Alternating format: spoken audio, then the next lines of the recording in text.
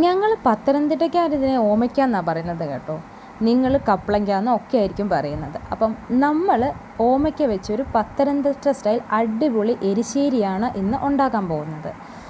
ഓമയ്ക്ക എരിശ്ശേരി നമുക്ക് ചോറിനുണ്ടെങ്കിൽ സത്യം പറഞ്ഞാൽ വേറൊന്നും ആവശ്യമില്ല കേട്ടോ. ചിലരാണെങ്കിൽ ഓമയ്ക്ക എരിശ്ശേരിയും തൈരും കൂടെ കൂട്ടി കഴിക്കും, അടിപൊളി ടേസ്റ്റാണ് കേട്ടോ.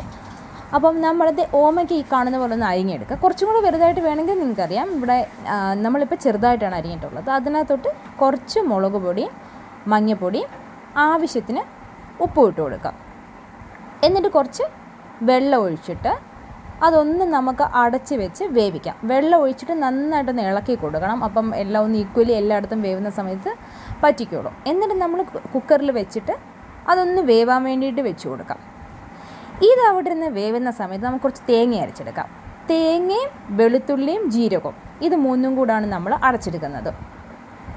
അപ്പോൾ അത് അരച്ചെടുത്ത സമയത്ത് നമ്മൾ വന്ന് തുറന്ന് നോക്കിയപ്പം ഓമയ്ക്ക നന്നായിട്ട് വെന്തിരിക്കുന്നുണ്ട്. ഓമയ്ക്ക ഒന്ന് നന്നായിട്ട് ശരിക്കൊന്ന് ചതച്ച് കൊടുക്കുക. എന്നിട്ട് അതിനകത്തോട്ട് നമ്മൾ അരച്ച് വെച്ചിരിക്കുന്ന തേങ്ങയും കൂടി ഇടുക.